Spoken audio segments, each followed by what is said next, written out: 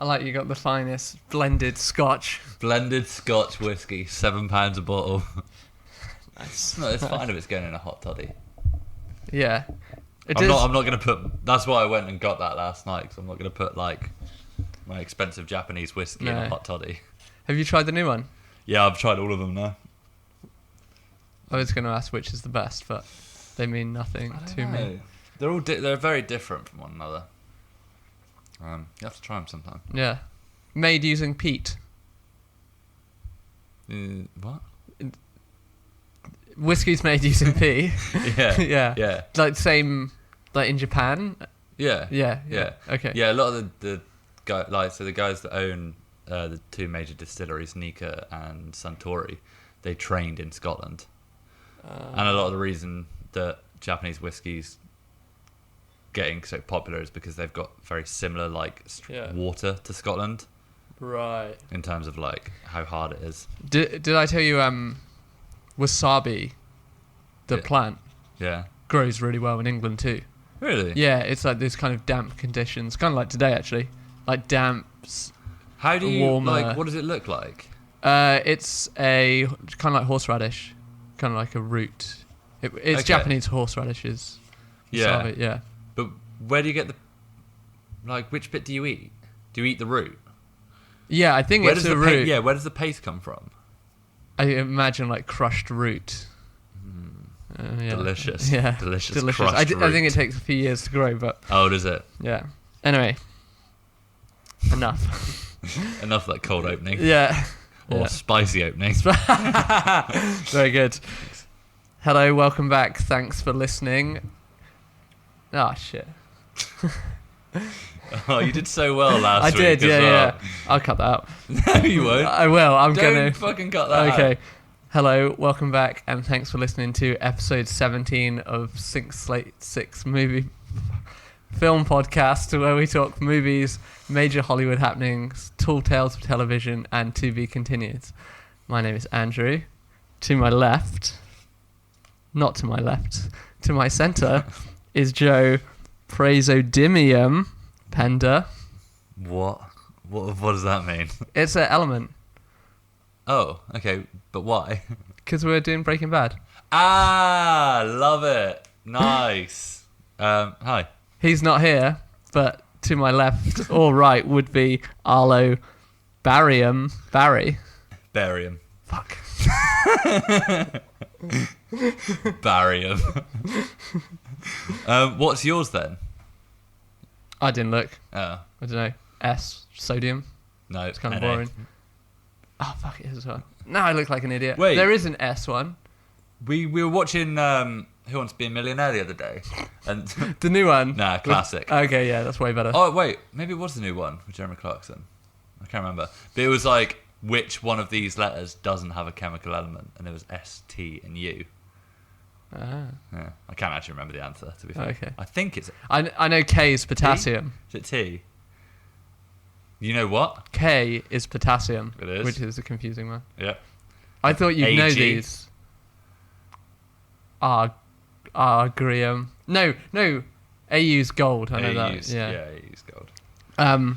Is this one of those things like that you're expected to know this because you have a base in science? Like, because I have a base in computers, people expect me to fix their printer, but I write code. You know? Yeah, I suppose. Like, yeah, my periodic table knowledge is not very good. My amino acid knowledge is pretty decent, though. Can draw all those out for you if you want. Skeletal formula. Love it. Do you want to know what I've got? Actually, facts about these elements. Okay, cool. Do you know Are what we still going with this? Yeah. Do you know? Do you want to know what yours is used in? Pronounce mine again. Praisodimium. Praisodimium. Yeah. Okay. Is it on the bottom bar? I don't know. It's a metal, I think. So we're metals. So it's found in aircraft engines, and also it's used, in a welding mask, to protect the eyes. Cool. Yeah. Good That's one. Cool. What about barium or barium? Barium. Call it. Well, you'll like this too. Discovered by Humphrey Davy. Humphrey Davy. Yeah. Yes. Legend. What's he? A Penzance-based explorer? No, he's a scientist. Oh. He did a lot of work with oxygen, and he also he invented the miner's lamp, I believe, like the one that you attach to your head. Oh, right.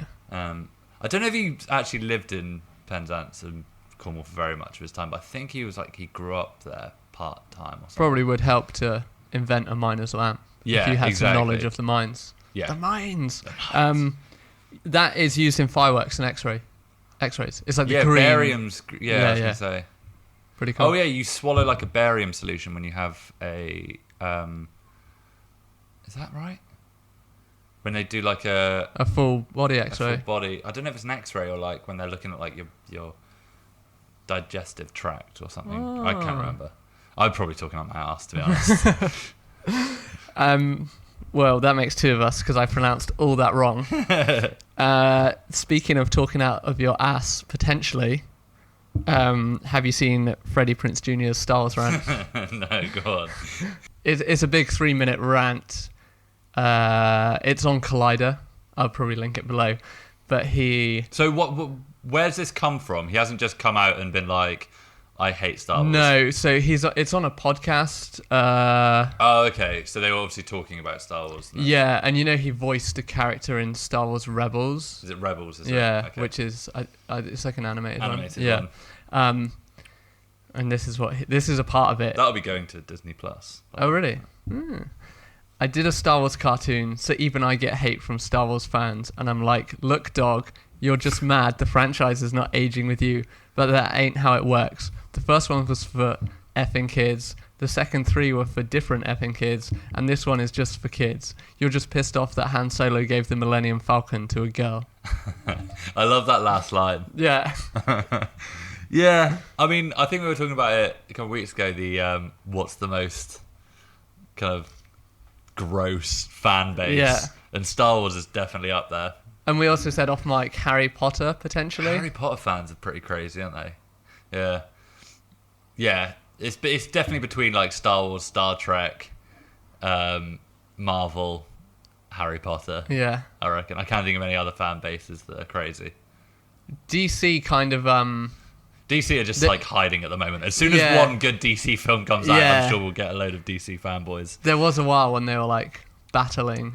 Yeah, but then I don't even think like the strongest DC fan could claim that the DC cinematic universe is better than the Marvel ones. I mean, to be honest, I probably read more DC comics when I was a kid than I did Marvel comics. Right. I've gone back to Marvel now, so I'm reading the new X-Men. Yeah. But when DC Rebirth came out like a year and a half ago, I read like 8 different like storylines, like different characters storylines at once. So it was all interweaved with the Doomsday Clock thing. Did you see that? Yeah, vaguely. They introduced Dr. Manhattan into the DC universe, and basically they retconned the last. Because do you know what the New 52 is?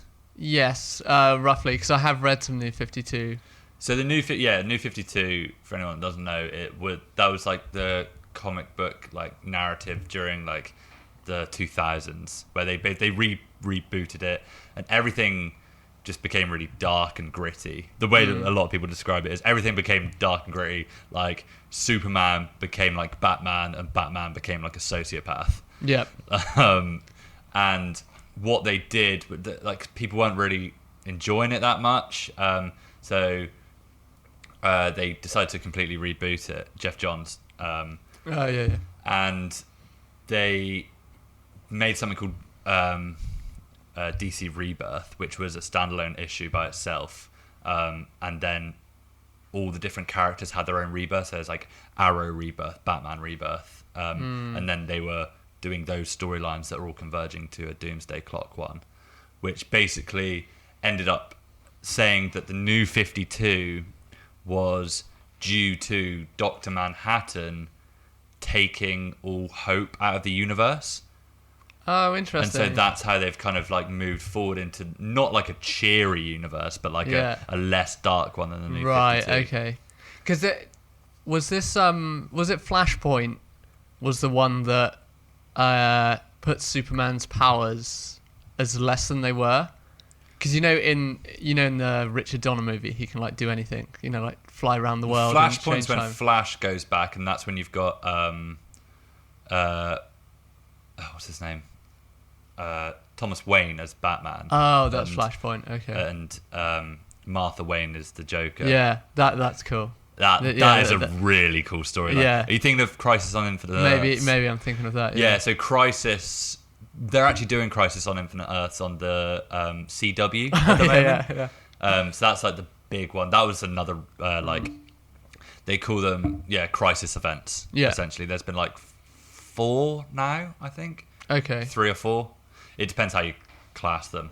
But yeah, no, it's so Crisis on Infinite Earths was when Flash ended up disappearing because he had to run so fast to like basically negate the whole situation.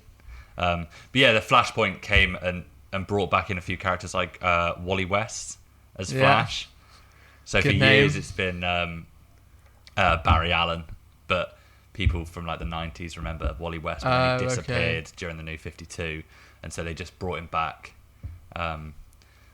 You can borrow Rebirth if you want. It's really good. It's like a really good standalone issue where it's like Wally West is like trying to come out of this like this space that's like harbors all of the people that were disappeared during New 52. And then ends. It just like the final panel is the smiley face from Watchmen. I've heard of that. On it. Yeah, in Batman's cave. Yes. Sorry, just ruined the whole thing for anyone that might have been interested. Yeah, and everyone was like, "What the fuck?" Yeah. I actually need to catch up with that as well. I don't know how we got onto this. What was it? Oh, Freddie Prinze Jr. Fuck. That was a tangent. Yeah, but an interesting one. Yeah. Don't get me started on comics, mate, because I will just keep like ranting on. Yeah, I just thought it was interesting that there's all this because I think there's a rumor of a Star Wars trailer coming, another one, like the final one. Oh really? Yeah, like this week. Yeah, I mean we've had the same. We said this last week. We've had the same trailer for Star Wars for ages now. I'm quite surprised they didn't in front of Joker do a new one. Yeah, I mean, is there any big event that they're waiting for to like release it? No, not really. Because like I remember last year, was it the Endgame? Was it like Super Bowl halftime? I think that trailer was then. But I can't think of anything where they're going to put the new Star Wars trailer. Yeah. It'll just drop one day. I think so. Yeah. I think it's coming soon. But it's just interesting that I quite like that from Freddie Prinze. I mean, he's not been relevant for about 10 years, but yeah, I kind of agree because I think it's the same with any of like these backlashes that happen.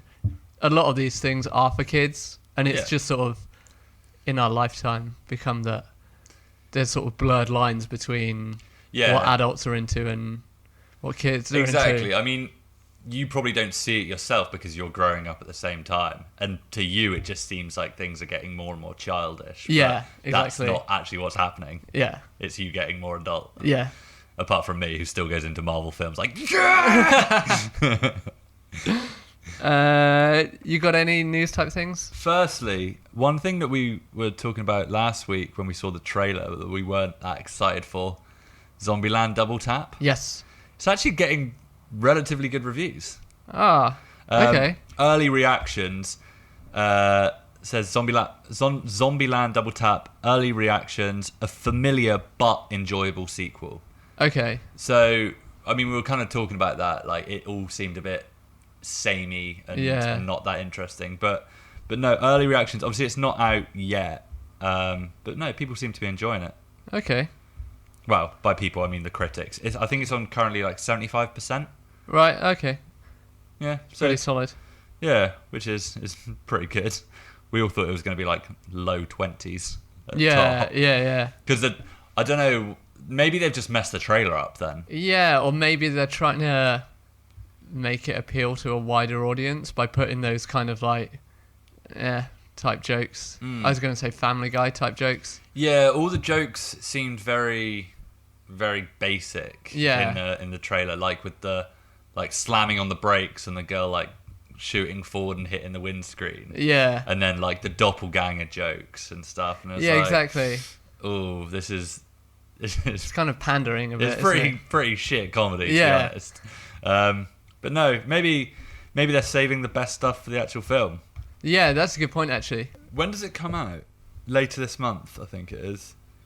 But before now, I probably wouldn't have bothered watching it until maybe it dropped on Netflix or something like that. Yeah. But maybe I probably still won't go to the cinema to watch it, but No. might try and maybe will. Don't know. We'll see. Yeah. We'll see how well. Obviously, this is critics' reviews. Let's see how well it does with audiences. Yeah, exactly. I mean, the first one on Rotten Tomatoes got like 90% audience and like 85% critics. Okay. So it is going to be worse than the original. Yeah, of course. But still. I can't think of a comedy sequel that's better. Oh. There's an episode. Oh. Nutty Professor 2. Oh, there's going to be one. There's got to be one. That's really difficult, actually, isn't it? Oh, I guess on this comedy train, choo-choo, Taika Waititi, who seems to be somehow making films at an insane rate. It's absolutely ridiculous. I was thinking about this. So Ragnarok was what, 2017? Yeah. Then Jojo Rabbit would be his next one, which is like done now. Wait. Was there anything in between Ragnarok and... Was there not Hunt for the Wilder People between those? Or was that before? I think that was before. Was it? I think so. So when did he start with What We Do in the Shadows? When was that? Like 2015? I think, I think that was before Hunt for the Wilder People, I feel like. Right. Because that makes sense. Like, he's done 2 New Zealand-based films and then kind of exploded on the global scale. Yeah, so he's obviously doing Thor, Love and Thunder. Yep. Jojo Rabbit's coming out, and now he's doing like a sports type comedy about Arlo might know about this. The American Samoan football team attempts for World Cup qualifying, and they lost to Brazil 31-0. Wait, football team? Yeah, soccer. Oh, okay. Wow. Yeah. That could be quite funny. Yeah, and wait, when you say he's doing, do you mean he's directing? Yeah, directing, writing, like he usually does. Oh, okay. Well, could you say that? But like, he's also starring in loads of films at the moment. He's just like non-stop, and apparently Jodie Foster and Michael Fassbender want in. Jodie Foster. Yeah, which I thought was like, it could be cool. I mean, Jodie Foster and Michael Fassbender. I imagine they won't be playing characters that are in the Samoan football team. I think it'd be better actually to do it as a more indie, like maybe he will base it in New Zealand again. Yeah. Because you have, I think, similar heritages between Samoans and Maoris. I mean, if he shoots it, like, do you say a comedy, was it? His classic, like, drama comedy. Yeah, type, so kind of like genre. Hunt for the Wilder People. Exactly, kind of, like, same kind of genre as that. Yeah. That could be really cool, actually, I think. Yeah, sounds pretty good.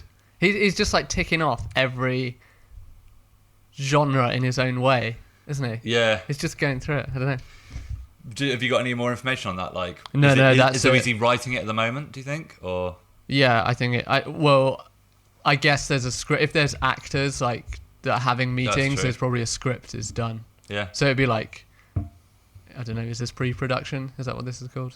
Yeah. I don't know. Yeah, yeah. So talking of Taika Waititi. Oh, go on. So another project he's involved with, Suicide Squad. Yes. Have you seen the new poster and like set pictures for this? No, I didn't look. I saw it in the news, the movie news worlds. Yeah, so have you got it there? I don't have a picture of I got a picture of the poster. They're still a bit confused about who he's going to be playing. They think he might be King Shark. Okay. Like a CG character. A CG character. Because James Gunn's brother is also playing a completely CG character. Well, he's Rocket, isn't he? He's Rocket in the Marvel, MCU. Yeah. Well, no, obviously Bradley Cooper's Rocket, but he stands in he does to do the motion capture. I think he's playing a character called Weasel or something like that. Okay. So they had a load of set releases, so people like theorizing the characters, and they all just seem to be really obscure characters that like are being played by, like, there's a couple of YouTube stars that are playing these characters and stuff. So basically people, and James Gunn came out and tweeted about Suicide Squad 2, basically saying like, don't get too attached to the characters. I was just going to say, a lot of these sound like cannon fodder to be killed. There's going to be like, there's going to be a big like event at the start of the movie, and it's going to be rated R as well, so Excellent. It's going to be gory as shit. I think I probably would enjoy a YouTube celebrity being blown up or something like that. Yeah. It would be quite funny. The only way I can kind of picture it is like, you know, in Deadpool 2 when he like goes in with the team and all of the team get like munched straight away. I've not seen it. Have you not? No, I watched the start of it on a plane. So it's obviously got a big cast. We'll have the likes of Margot Robbie and Idris Elba, and probably like Peter Capaldi's character. They'll probably like survive till. What I'm imagining is they're going to be. Amanda Waller will make this like big Suicide Squad team go in for a mission. 90% of them are going to get killed within the first half an hour, and then they'll make like a smaller team with like, I'm imagining Harley Quinn, Captain Boomerang, and then Idris Elba's character is a character called Vigilante. Okay. And we don't know who Peter Capaldi's playing. People are hoping that it might be Mr. Freeze.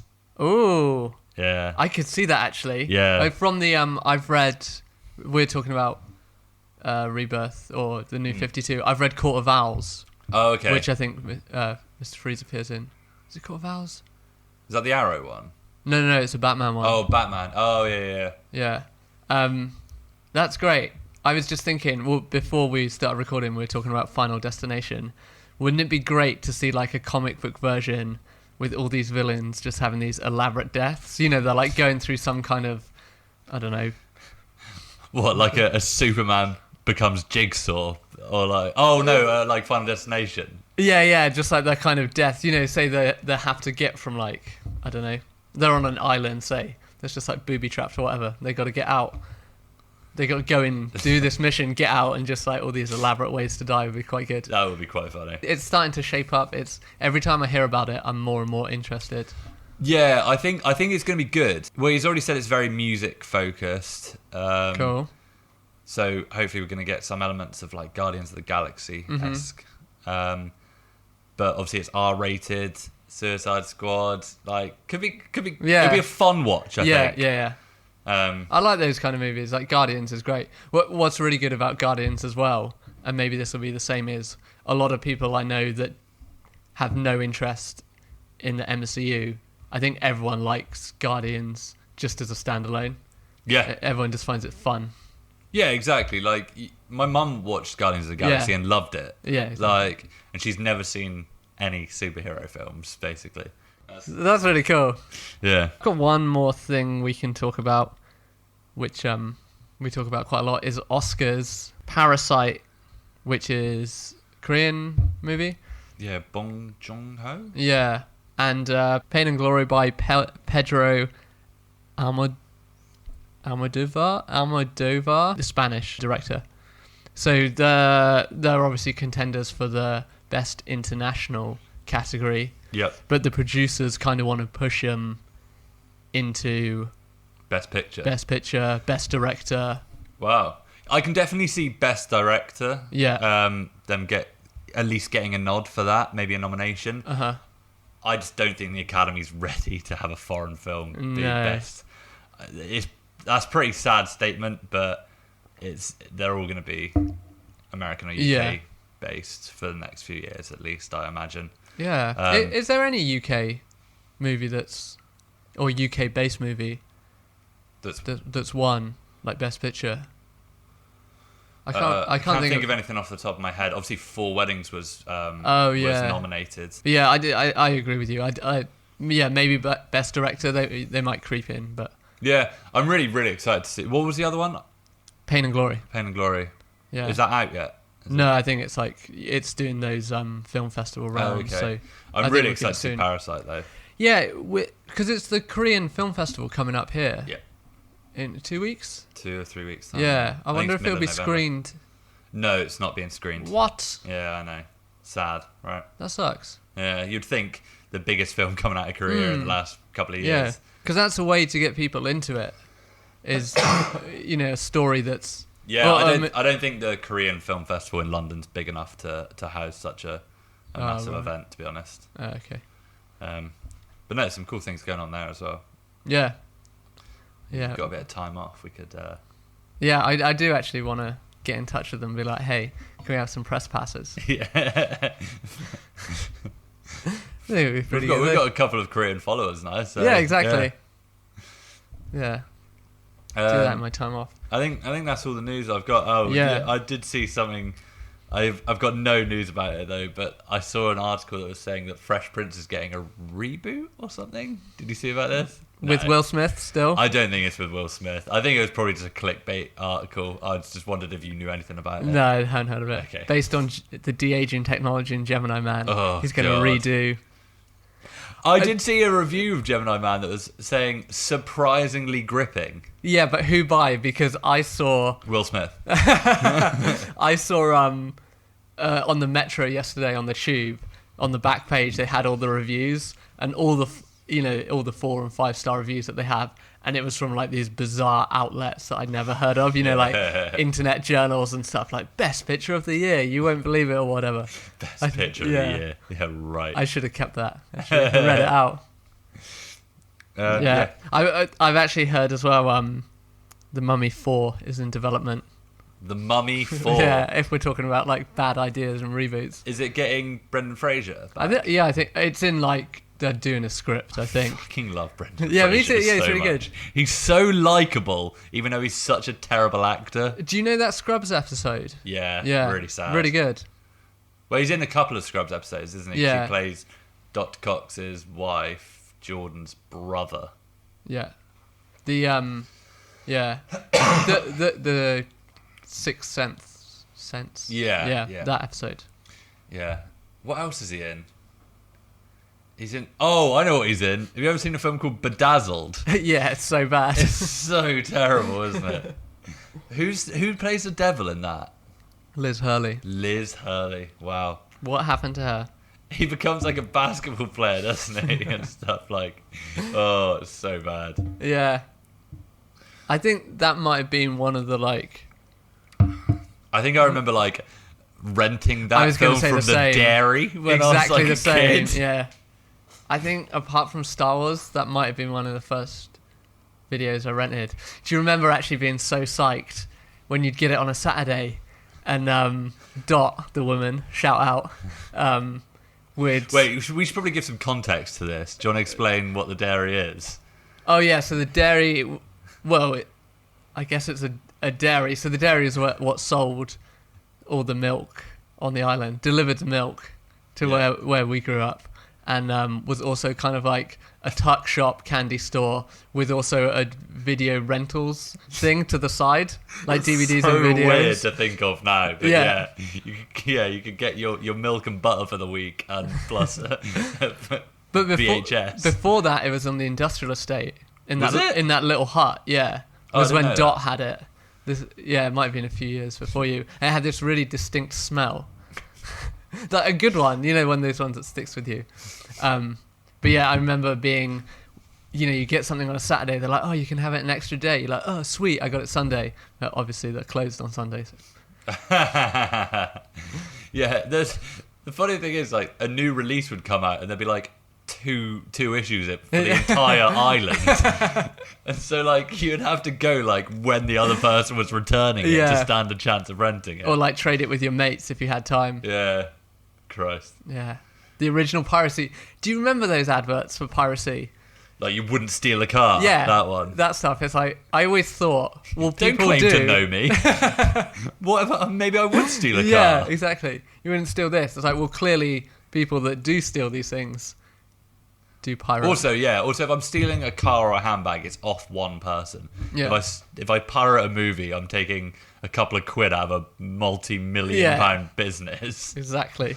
Not that I'm advocating stealing content. If anyone pirates this episode. Yeah. Cool. Should we go on to our main topic? Yes. Breaking Bad, El Camino. El Camino. Yeah. You want to do the Slate Six synopsis. Yeah. So is this a non-spoilery synopsis? Is it? Yeah, I guess do non-spoilers and spoilers. Okay. I feel like everyone, by the time this goes out, everyone will have watched it. But. Yeah. So El Camino picks up basically seconds after Jesse's escape, driving Todd's El Camino out of the place where the white supremacists kept him captive for 5-6 months, we assume. Yeah, we couldn't work out the timeline, but it's something... Yeah. Breaking Bad finishes on Walt's 52nd. Yeah. So the time between him disappearing and Jesse being 6 months, Anyway, a year, whatever. 6 months. Yeah. So it picks up right after that, and you have parallel storylines of what he's doing to try and escape this and the police and find a life for himself in the present day, as well as getting flashbacks to mainly his captivity, but also further back than that with Mike and Walt as well. Yeah. So it's basically a story of, can Jesse find peace? Can Jesse find a place where he can be free? Yeah. What do you reckon? Oh, you've done a sigh. I enjoyed it. Yeah. It's not a movie though. Yes, I agree. It's an epilogue. Yes, it's also, I would call it a TV movie. It's a long episode of Breaking Bad to finish it off. I'm quite happy with them doing that. Yeah. And I really enjoyed it, and I thought it did wrap things up even nicer than the show did. But being sold a movie, it was not a movie. No. And I think what's really good about it is you could not watch it and still keep like that ending of Breaking Bad, like, oh, it's so good. You can also watch it and be like, it's like it doesn't add anything. It just kind of fleshes stuff out more. Yeah. It's not like a new... It's fan service, essentially, is what it is. It's like, obviously with that ending we got, it didn't look good for Jesse. So a lot of people, in your own mind, when you come up with like what would happen after, you would imagine that Jesse was going to get caught by the police. So it's given that bit of closure to fans. I don't think we needed that closure. It's been 6 years since it went off the air. Like, maybe if they did it a year after the final episode. But, like, if you're going to give me more Breaking Bad, then I'm going to take more Breaking Bad. Yeah, for sure. And, I did enjoy it. Yeah, I did enjoy it. Me too. One word I thought of on the way here for it is subtle. Yeah. It's just like... It's just solid. It's subtly good. Yeah. It's not... It's not action-packed. No. It's not like... It didn't have me on the edge of my seat at any point. No, there is some pretty good tense moments. Yeah, but... Yeah, I don't know. It was just... Yeah, it cleared everything up that didn't probably need clearing up. But... No, like I said, I was quite pleasantly surprised with the story they told. And how they... wrapped up that character. Yeah, definitely. I think credit to them too. The characters they do bring back to finish off this story are like the right ones. They don't bring anyone back. I won't spoil it, but they don't bring anyone back that's a real service. It's not like, oh my god, and it's... Yeah, they didn't bring anyone back that didn't fit into the story. Yeah, exactly. Just to have that, hey, look, there they are. Yeah. That would have kind of been a bit stupid. Yeah. Everyone that they brought back, be it just very minor characters or relatively big characters, was deserved. Yep. I felt. It was solid. Yeah. I guess I should say, actually, rest in peace, Robert... how do you say it? Forster? Forster. Yeah. Yeah, Robert Forster, who played Ed. Yeah, the vacuum guy. I Yeah. think you see him in the last series of Breaking Bad. Yep. Yeah. Who died on the day that El Camino was released on Netflix. After a short battle with brain cancer, I think I read. So rest in peace, Robert. Yeah. His part in the film was fantastic. Yeah. I thought. Yeah. Really well acted. Yeah, really good. Yeah, no, it added a bit to the... it added to the story quite well. Yeah, definitely. Something that takes me out of it, but this might just be me, and it's like, it's not really a criticism, but the flashback stuff, everyone apart from one person actually has aged or put on weight enough to... Yeah, I mean, you can kind of tell that it slightly takes... I don't know, maybe it's just me personally. Yeah, I mean, it's supposed to, like we said, it's supposed to take part directly after the final episode.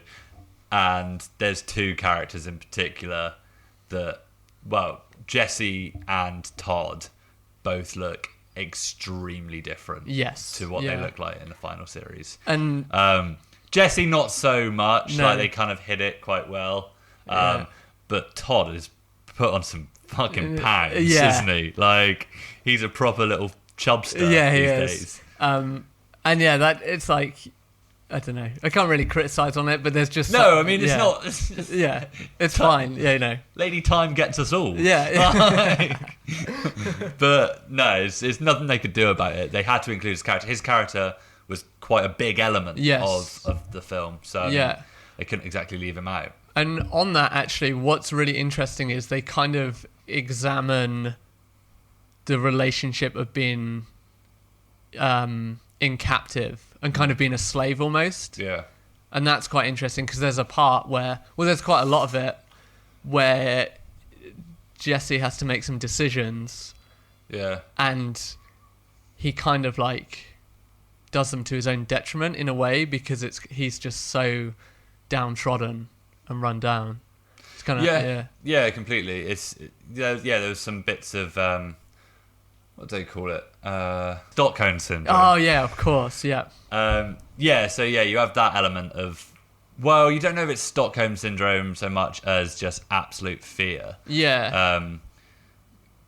Should we get into spoilers? Yeah, let's go spoilers. I think like you say, it's kind of not really a movie. It's a...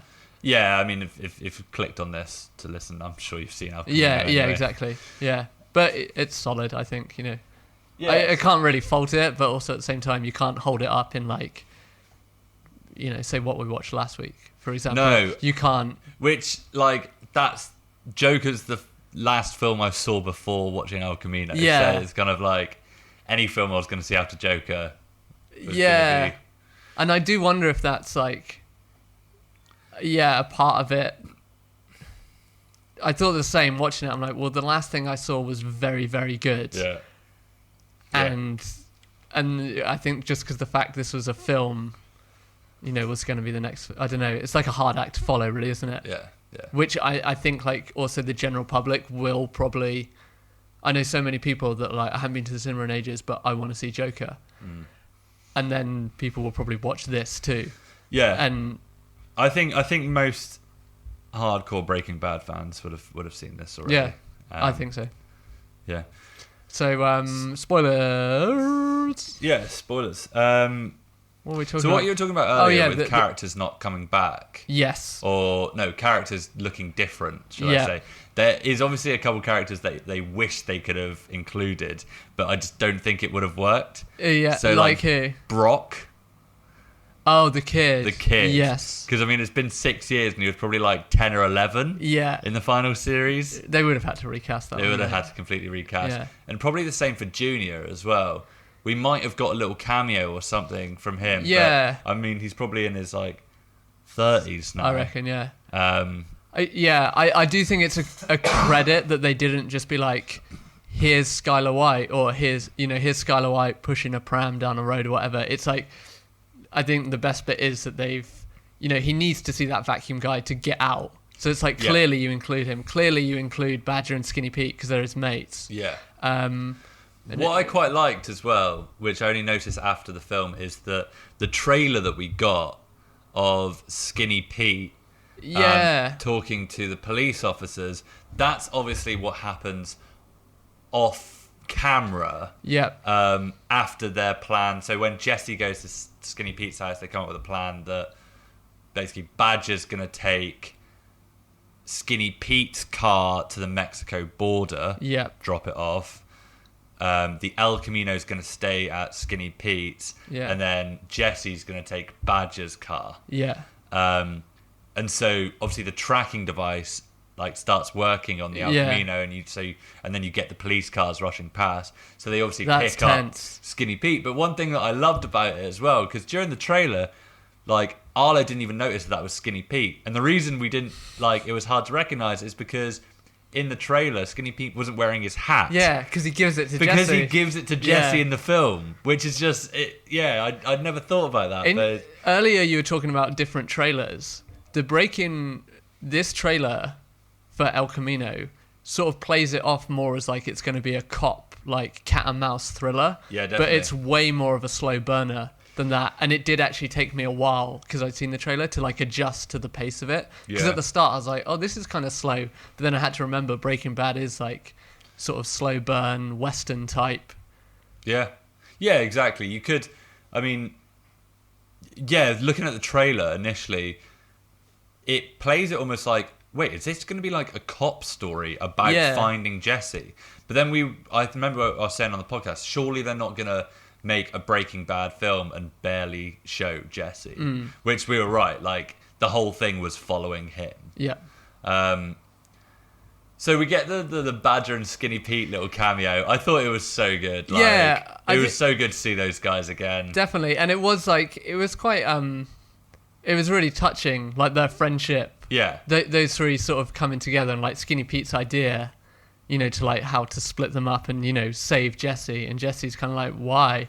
Yeah. And, because he's obviously caused them a lot of third party harm just from them being involved, in like the whole drug business. And he's like, because you're my hero, man. Yeah. And there's just some like those moments at the really start. Nice. Yeah, it was really sweet. And it's a shame that that's all we saw of them. Yeah. And obviously the last interaction we saw with them at the end of the season was them pointing the lasers at Gretchen and Elliot, to ensure that the family was going to get the money. Yeah. No, it's a nice little send off for those two characters. So then, the rest of Aaron Paul's really good. Aaron Paul was very good. Phenomenal. Yeah. That bit at the start when he's knocking on the door, and then Skinny Pete opens it and just sees him there, like leaning over, like eyes glazed, full beard and hair, like really long. Yeah, that was really good. Really well done. Another really good bit, which is very like, it's only like a second or so, is when he hears on the radio or the TV that Walter White is dead, like confirmed dead. They confirm it, and like you see his reaction and you see it in his eyes. It's like this kind of like conflict of emotions, because obviously they're super close from doing all this stuff, but also he hates him. He's like, I do kind of wish they'd explored that a bit more, like Jesse dealing with like how he feels about Walt's death, but that was like really well acted. Like, I think he knew that Walt was dead anyway. Yeah. But you're right. It was like a bit of confirmation for not just Jesse, but for the audience as well. I mean, I was always a strong believer that Walt had died. Yeah, me too. Yeah. But I know there was a lot of people that were like, "Oh no, you never see a body." Yeah, true. It's like, I thought that was a really cool moment. And then obviously you get like the parallel storylines of like the flashback between like Todd and Jesse's day of fun and modern day. Yeah.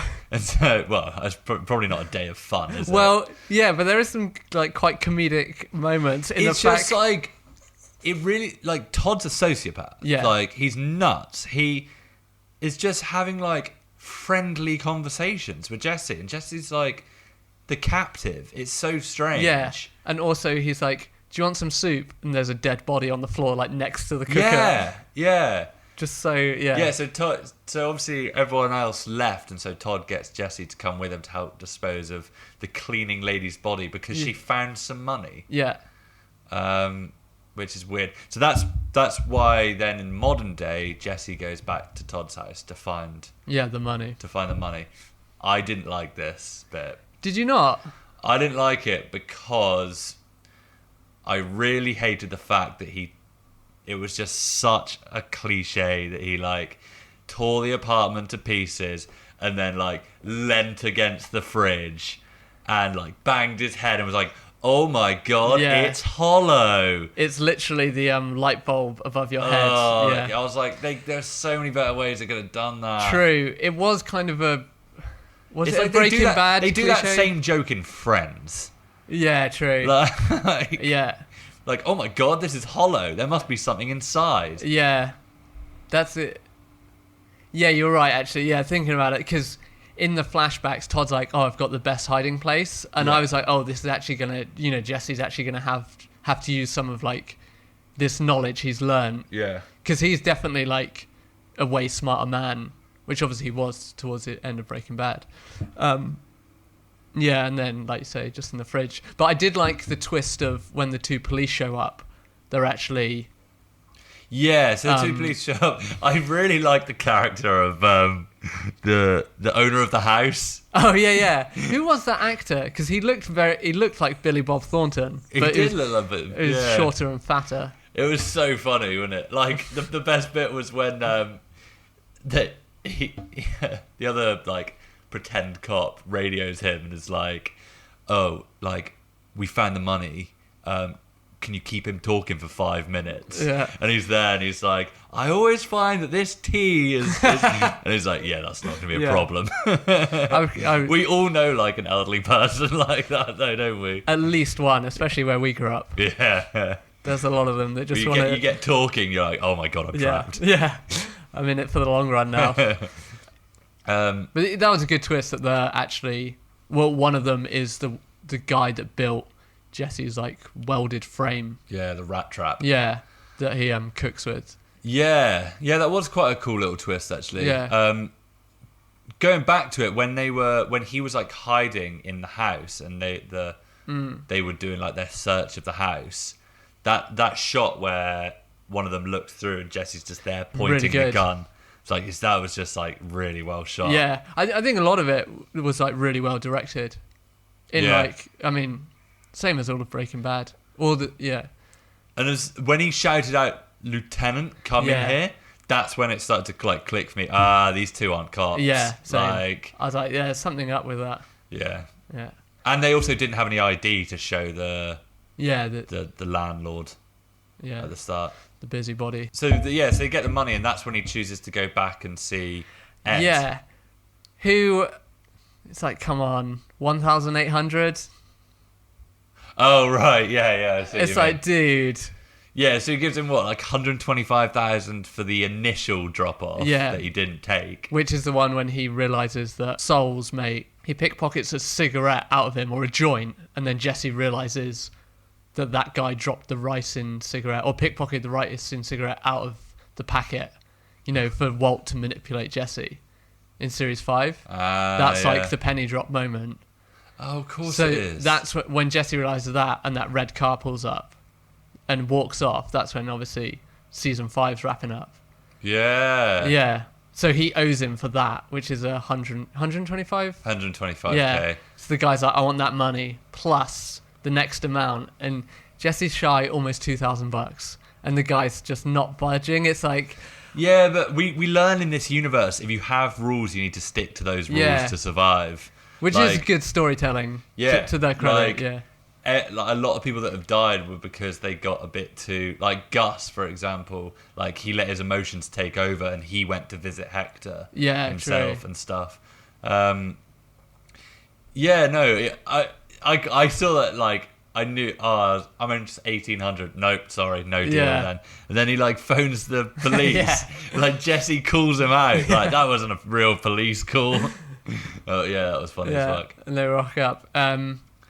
You gotta love that response time. Yeah, classic. I do like going back to, like, the Western themes that Breaking Bad does a lot. There's a proper Western shootout on this. Which it bordered like, is this a bit ridiculous? But I think the way they set it up made it work. The fact that he's got two, well, you only know he's got one, but he's got one like crap gun. So the guy's I mean, we saw him get the two guns in his parents' house as well. That was quite a touching moment. What he said on the phone. Yeah. What he said to his parents. It was just like, it's not your fault. It's all on me. Yeah. Essentially. Yeah, which was nice closure for that. Again, storyline. like another reason we didn't see his younger brother.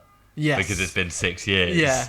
I feel like when you're young, like time matters so much. We've talked about it before with like Stranger Things and stuff. But yeah, oh no, your brother's in England with I don't know, jazz recital or something. Yeah, something like that, wasn't it? Yeah. Yeah. Did you not find the shootout thing? I saw it coming because he had the one gun and we knew that he had two, and that was the clip that we heard in the trailer as well. Are you ready? Right. And he was just like, yeah. Yeah. And I was like, it's quite a bold move from Jesse. Like, someone that's only killed like 3 people in the entirety of the season. Yeah, who's it? Gale, one of the cartel members, and Todd. Yeah. Yeah. People think that Jesse killed so many more people. He literally only killed 3 in the entire, like... And he really doesn't want to kill these guys. Like, you can tell. And when he does it, you can see that he's, like... Yeah. shaken. So he's just like, give me 1,800. That's all I want. Like, not even like 2,000. So if he got 1,800, he'd literally be moving to Alaska with 0 money. Yeah. But yeah, no. So they have a Western shoot-off, which is just bizarre. Yeah, I think because the way they set it up, it's like, my gun's better than yours. Okay, let's test this. Yeah, it does kind of work. It is a bit like gimmicky, but I think because we know this universe is, and this series is kind of like always doing that Western type stuff. Yeah, it's fine. True. Like, you can kind of let it slide. Yeah, exactly. No, it was quite cool. The funny thing is, like, how easily he managed to do like a hip shot and kill that guy, but then when it came around to like turning around and shooting the guy that was like 2 meters away, it took them both like 6 shots to hit one another. He did get a sweet headshot though, didn't he? He did get a sweet headshot. And then I like the fact that he like took the licenses off the... Is that something that we've seen before in Breaking Bad, maybe? Yeah, that was quite a cool moment when he like took the licenses and was like, I know where you live. Yeah. It's kind of... Yeah. It's kind of threatening in the same sense as what Walter did with Gretchen and Elliot at the end, whereas like a future threat. Don't fucking do anything or I will come for you. And it's quite realistic, isn't it? Yeah. Because I think if I had that, I'd be like, oh, I need to move. Did you feel... He chooses Alaska... Yeah, but he chose Alaska because that's where Mike said he would go. And also, I feel like in season 2, when he's with Jane... They're planning on going to New Zealand. New Zealand. Yeah, like you. But does he not say is somewhere in New Zealand? Or does he not say is... Yeah, does he not say is Alaska in Canada? Or something? It's something like that, yeah. So it's kind of a weird place for him to choose, but... I don't know. Yeah. But it's fair enough. I mean, like... One whatever. thing... so, I was watching this breakdown, like, the... like, hidden kind of meanings and stuff in Breaking Bad. And it Vince Gilligan's always done this with colour. Do you know about, like... Yeah, I've watched a video on this. So, about, like, especially their... like, what they're wearing. Yep. Like, often represents their descent. So...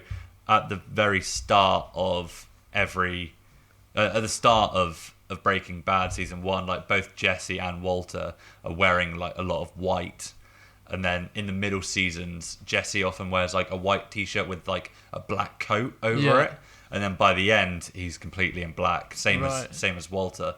Then this the film kind of followed the same tropes in the sense like he was in very dark clothes the entire way through. And then you get to the end of him in Alaska. He's got that nice... He's wearing a nice, like, polo neck. White polo neck. And it's just, like, it's something that I never noticed, but it was really nice. Yeah, there's a lot... Yeah, it's really smart. There's a lot of aesthetic that you don't, like, you don't pick up on unless you're, like, paying real attention. Yeah. But probably, like, subconsciously Definitely. you are. Yeah. Yeah, no, it's... Yeah. Do we have anything? So after he gets the money, that's when he just goes to. Yeah, he just goes off. I really liked the flashback at the end with Jane as he's driving. That was nice. Yeah, that was like a really nice way to end it. And we did see our boy Brian though, didn't we? Yes, he was the only one that him and the truck guy. They're the only people that didn't really age. I guess. Well, that's because you mean Joe? Joe, that's it. Yeah. Because he looks like 1,000 years old as it is. He's in an episode of, or 2 or 3 episodes of Friends back in like the early 90s. Oh, he is. He plays a character called Mr. Eccles. Yeah, who lives downstairs. That's where I know him from, and he's got exactly the same hair. He looks exactly the fucking same, and that was the mid 90s. Damn. Yeah. Yeah. What was that? Oh, it'll be one of the boats going past. Sweet. Yeah, the scene with Walt, it took place after when they go to the desert in series 2 to cook. Yes. It was like an interesting dialogue. It's just before Jesse drops him back off at the airport. Yes. So before when he says he's going to see his mum. Yeah, it was quite funny. It was a fun moment. It was amazing to see them both on screen again together. It was quite funny how Walter assumed that Jesse didn't have his diploma. Yeah. He's like, I got my diploma, bitch. You were on stage at the time. That was funny. Yeah, that was good. But I think that bit was the most fan service. Like that, you didn't really need that in there. It was good. It didn't lend anything to the story, really, did it? Which I thought it was gonna, because like Walt's talking to him about college. Yeah. Yeah, I mean, he's got like a new social security and stuff. Yeah. There's no saying that like he couldn't go back to college now he's in Alaska. Yeah, I guess that's what it was, kind of implying that maybe, he's probably got a life outside maybe go into business. Yeah. It was quite weird, that, wasn't it? Was that kind of like was Walter kind of hinting at that to further his own goal of having an empire, or was because I think at this point, if you put it in continuity, Walt thinks he's gonna die because he's seen that like tear from like all his coffin. Yes. And so he thinks like this is it, and the next bit would be, oh, actually I'm in remission. Yeah. I'm going. That's when he starts like meeting Gus and stuff. Because he also says like, how long is this going to take to sell? And that's when Jesse's like 6 months. Yeah. But don't worry, like if you're not here, your family's going to get your money. No, it was just great to see. Yeah, it was good. And you find out the fate of what's her name? The lady in the last season. Lydia. Oh, that's who they're talking about. Yeah. A woman being poisoned in. Yeah. And not expected to survive. Yeah. Which we kind of knew was happening too. She got ricened right up, didn't she? Ricened in stevia and all sorts. Is that everything you've got to say? Oh, well, there was that nice bit at the end where like you find out that he's written that letter to Brock. Yeah. I thought we were going to get that was going to be read out, but I'm kind of glad they didn't. Yeah, no. Because, I mean, from Brock's point of view, like, his mum's just been shot on the doorstep when he was a kid. Like, to have some closure to that might, from Jesse's point of view, might make him not be, like, as angry at the world or something. Yeah. I do wonder also, I've only seen the first 4 episodes of Better Call Saul, but I wonder if they'll introduce, like, an older Brock into it somehow through this, like, connection. Well, no, because Better Call Saul's all a prequel, isn't it? Oh, is it? There's nothing afterwards? No. Right, okay. Ignore that. Yeah, I wish that was one character I do wish we'd seen. Yeah. Kirk, but that I think that would have, like, taken you out of it too much. Yeah, so I didn't actually catch up with all of the final episodes before the film. What, does Saul leave town? Yeah, he goes at the same time as Walt. And Walt like threatens him, and Saul's just like, "Look, you're nothing anymore." Right. And I can't remember. Saul ends up. You see it in the first episode of Better Call Saul. He ends up in. I don't know. I don't know. Wait, you see it what? In the first episode of Better Call Saul. Oh, do you? You see him. He was working at like a Dairy Queen or something like that. He's like a manager at a Dairy Queen. What? It picks up after Breaking Bad, the first episode of Better Call Saul. Yeah, I think so. Oh, really? Yeah. It's interesting. And then it's like all flashbacks from there. Huh. Yeah. That's cool. So yeah, that's what happens with Soul at the end. He's in, because under the vacuum store is like, when you pay the money, you go there, you stay there while he like sorts out the transport and like the smuggling device, and then he comes and gets you. So Soul and Walt are there at the same time. That's right. Yeah, I do remember that now. And Soul's just like, yeah, whatever. Yeah. No, I thought it was really nice. Yeah, like you were saying, the Jane bit at the end was really cool. The way he looked to the side. Yeah, and like just the very final frame, he had like a very like small hint of a smile as well. So like maybe he can go on and like make a second half. I think like all of this credit to Aaron Paul. Going back to like the interaction between like him and Mike, that flashback when Jesse says, "I just want to make it all right." Yeah, he's like, "You can't do that." Yeah, like you can only like make things good moving forward. Essentially, you can't make things right for shit that you've done in the past. So I think Jesse's kind of realised that now. And he's moving on to a new life. Yeah, which is a great like final chapter for the character. Yeah, and like I said at the start, it's like you can not watch this and still you could like imagine this scenario. Yeah, at watching the end of Breaking Bad. Yeah, well, I mean, at the end of Breaking Bad, my thought was either like he's either going to get caught by the police straight away, or he's going to get by the police, go find a shitload of money, and disappear. Yeah, and so that's essentially what he did, but we got it over 2 hours. Yeah. And it tied up a few other loose ends as well, which is quite nice. Yeah, there was a part of me that was wondering, like, is he going to go to the desert? No, I thought, that money's gone, where's all Walt's money then? It must have been seized. Did the neo-Nazis take it all? I thought there was like one barrel left somewhere. Or maybe Walt took that. Yeah, Walt took that. That's what he gives to his kids, isn't it? Right. One barrel, yeah. Where's the rest of the money? I think the neo-Nazis got it. What, hundreds of millions? I think so. I feel like that's what happened. I can't remember. I did like you. I didn't get to the. Did you not make it to the end? No. But I enjoyed like what I rewatched. It was fun. Yeah, I watched up to like midway through 3. No, I watched up to Hank discovering that it was Walt. Oh, great! Yeah. And that's when I stopped. I think I did up to like mid 3, and then just watched a load of clips on YouTube. Yeah, best way to do it. Nice. Score, as it's technically dubbed a movie. Sync Slate score. I'll give it a 4 out of 6. Okay. Yeah. I was going to go 4.4 out of 6. Yeah. Yeah, I mean, it's like we said at the very start, it's not a movie. It's not paced like a movie. It's a nice long episode epilogue. That's the best way they should. That's kind of how I wish they had described it as well. Definitely. But they obviously wouldn't have got as many people watching it. Yeah. It's like, for people who know this in the UK, it's like an ITV drama that's shown on a Sunday and Monday night. You get like part 1 at 9 p.m. Yeah. Sunday, and then part 2. It's that kind of thing. A good like solid TV drama. Yeah. And like we said, we didn't need it, but I'm very happy to have had it. Yeah, and me too. If they want to do more, if they want to like expand on Jesse's life in Alaska, I'm quite happy to watch that as well. Really? I think I'm done. Like, this is... Yeah, probably.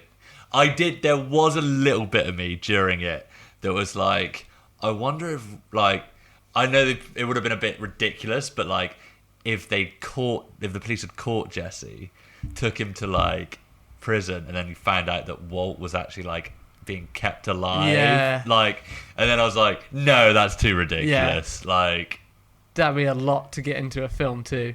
Yeah, that'd have been more like a film though. Yeah, true. Yeah. Nah, they wrapped it up nicely. Yeah. Well done, Vince Gilligan. Definitely. And well done, Aaron Paul. Yeah. I mean, I kind of might know your answer to this, but do you think this puts him in any kind of Oscar acting category? No. Yeah, I agree. I don't think so. I think it was brilliant. Yeah. He already got an Emmy nomination during season 2, I believe. Yeah. For Best Supporting Actor. Do they have an Emmy category for like TV film? You know, a TV movie, a television movie. Yeah. Yeah. So maybe this would be. Remember Thingy won it. The one that you hated, Bandersnatch. Oh yeah. Yeah. I didn't hate it. You hated it, Andrew. Not my words. Yeah. Good timing, Alan. Perfect timing. Yeah.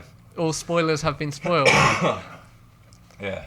Sorry for coughing all through That's the episode right. as well, by the way. You've timed it very nicely for me to edit. Yeah. Cool. Well, that's it. Do you want to know why I want to learn my Joker score?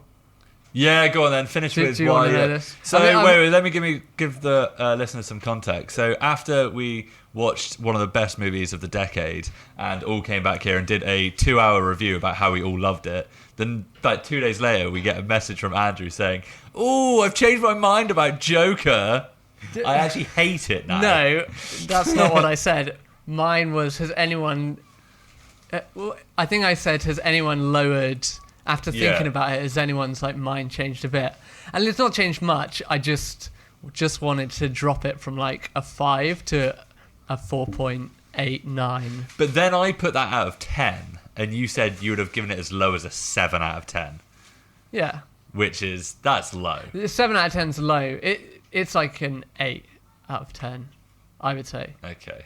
High 7, 8 is what I'm saying. So, Okay, great. Go on. Okay. Give me the reasons. Okay, I have to say, I really like this movie. That's the thing I need to get across. That I do really like it. It's a great movie. Traitor. I don't know if it's one of the best movies of the decade. That's quite a claim. I don't think it is a claim. 2010. I think since 2000, I think there's only... Well, I said one of the best movies of the decade. Yeah, one of the best. Yeah, okay. Again, I'd put up there with like There Will Be Blood and stuff like that. Yeah, see, I wouldn't. Yeah. But anyway, the thing, and we kind of were talking about this off mic, that you said that podcast. Also, There Will Be Blood was 2007, so... Okay, fair. The bit that gets me, there's like some story bits that I find weak in it. I know, I'm treading on eggshells here. I'm going to jump over this table. Which I said on the recording, like the rich poor thing, I don't think set up well enough. Right. And I think it uses the backdrop of being a comic book movie to elaborate on that. You know, just because if you know it's Gotham City, instantly your mind, just from pop culture, knows what kind of city it is. Yeah. So I think if it didn't have that, it wouldn't work as well. The story would have like less sustenance. Yeah, okay, I can see that. And on that, like if it is a comic book movie, which is like the podcast you listened to said, it's not really like a great incarnation of the Joker, but that's like a kind of byproduct for me. Yeah. Like that, I kind of like whatever. But it's more that just like the story, like compared to the acting and the visuals and everything, the story isn't at the same level, I would say. I see what you mean. So okay. Yeah, that's like my only thing. Yeah. But, yeah. My argument against that would be to Go say on. that the rich and like I said last week, the rich and poor element isn't the main crux of the story. No, it's not. But it does need it to. It does need it. Yeah. For the third act to be carried off, it kind of. And needs also it. like, and the other point, I've seen a few people online saying that they wanted like the mastermind Joker character. Yes. I completely could not agree with that any less. Like, Really? I disagree with it anymore. We've seen that story hundreds of times. Yeah. The Joker is so infamous because he doesn't have a clear origin story, and you're kind of getting one here. Like, Yeah. it's not focused on the already established criminal mastermind Joker. It's his descent into becoming the Joker. Yes. Yeah. And that's what I love character studies as films Yeah. more than plot driven devices. Anyway, but Yeah. See, I think I like a good story. strong plot. A good strong plot, yeah. Fair enough. Backed up. Yeah, that's the only thing. And just not, I think, what did I write here? Oh, yeah, the society stuff. Like, I'm not sure about this. Just... I do agree with the one thing that you said last week where, like, it seems very unlikely that a person in a clown mask killing 3 guys in suits would then make an entire city be like, yay, clowns killing rich people. Exactly. So that kind of, like, society stuff. Yeah, okay, I see what you mean. They didn't build that up enough. But I think you're supposed to, like, imagine how depraved the society is. Which I think, like, having it as Gotham City lends to that fact. Yeah. I mean, you did have little bit of like exposition through like the radios and Yeah. stuff, but I think they could. Yeah, you're right. I think they could have like lent more heavily into how, like maybe had like a few soup kitchens in the background or something like that, or like I don't know, just more of a divide. Yeah, because you can do it quite. I was thinking about The Watchmen. You know, at the start, how it tells you it's an alternate reality by just like 5-minute montage to Bob Dylan. The times are changing. Yeah, and it's got like the hippie flower and the gun, and he fires the gun, and those things which like it's just an easy way to tell someone what's happening, and like you could have the radio I think tried to do that, but yeah. Right, on that note, I'm going to give my voice some rest. Yes, get better soon. I bet I sound well croaky on this. You probably sound really nice and husky. Yeah, like James L. Jones. Awesome. Yeah. Thanks for listening. Wait, any idea next week? No. Is there anything coming out? Zombieland, if we want to. Oh, there is a movie I want to see, which I don't know if we'll be able to get to it, is The Last Black Man in San Francisco.